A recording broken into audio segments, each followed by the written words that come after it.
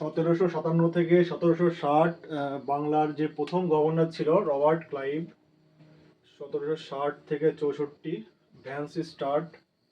64 থেকে 67 Robert Clive. 1767 থেকে 69 এটা হচ্ছে ভেরিলেস্ট। 1769 থেকে 72 এখানে ছিল ওয়ারেন হেস্টিংস। এবং 1772 থেকে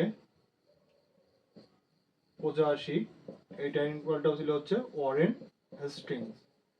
এই 1767 থেকে 72 এই টাইমকালটা ছিল বাংলার শেষ গভর্নর। এবং 1772 থেকে 85 এই টাইমকালে ছিল বাংলার প্রথম গভর্নর জেনারেল।